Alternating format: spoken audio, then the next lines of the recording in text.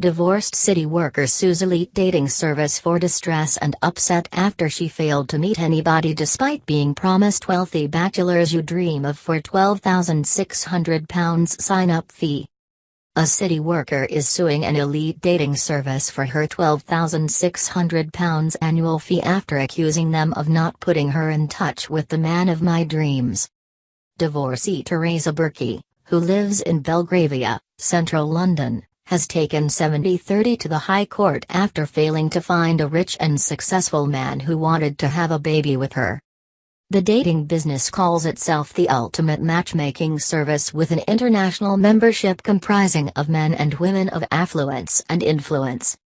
But Ms. Burki is suing because despite being promised bachelors you dream of meeting, she claims these never materialized, causing her distress and frustration.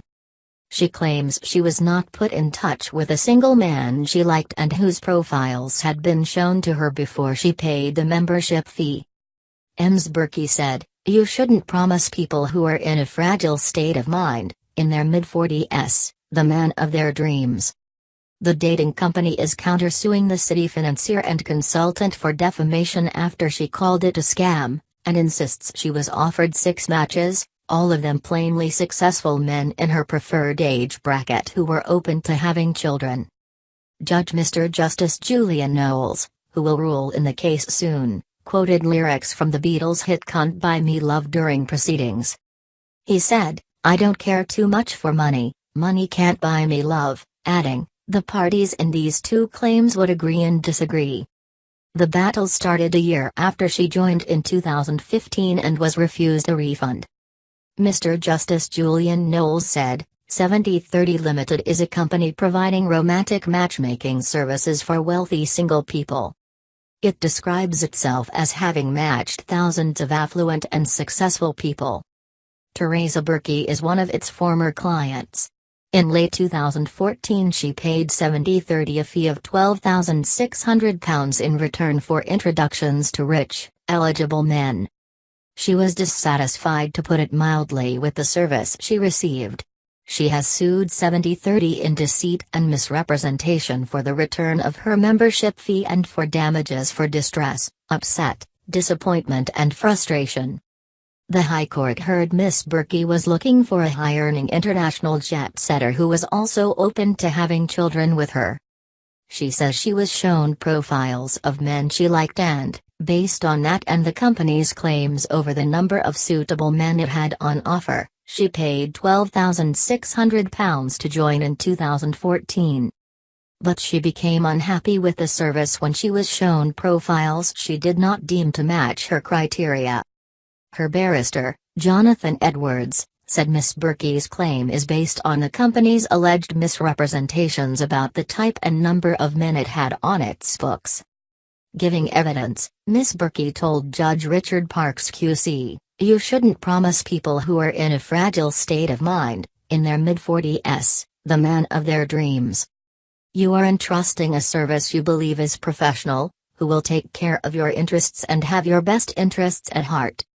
Miss Burki, who lives in a street in Chelsea where flats go for over £3 million, said she had paid thousands to join and did not want to be matched to men who had not paid a penny. Men who didn't pay were less likely to be committed to finding a partner and might not be as well off as claimed, she told the court. She said she had been advised to have professional photos taken for her profile, but that pictures of the men she was offered were far removed from professional. She had expected an in-depth analysis of characters, a whole scientific approach to finding her a soulmate, she added. Backing her claim, another former female member, who cannot be named, said, "My issue with some of the profiles was they weren't available. These people weren't engaged in wanting to meet somebody." But, representing the company, barrister Lisa Lacob said the database had always contained a substantial number of men who were suitable for Miss Burki's requirements. The company has a 9,000-strong database, of which 1,000 would have been actively seeking matches at the time, she said. 70-30 maintains an extensive database of men and women who can reasonably be described as wealthy and/or successful, she continued. Based on the preferences expressed by Ms. Berkey, the company identified 70 men in its database as possible matches for her. All were Gold members who had paid for their membership. Each of these men could reasonably be described as high net worth. Ms. Lacob claimed Ms. Berkey was offered 6 matches, all of them plainly successful men in her preferred age bracket who were open to having children. Susie Ambrose, founder of the company, described how the agency searches its database to find matches for members.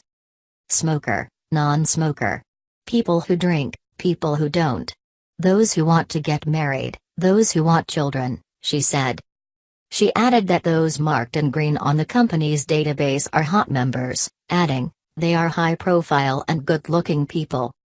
Mr. Edwards said Miss Berkey had been particularly interested in one particular man she had been shown before her membership became live.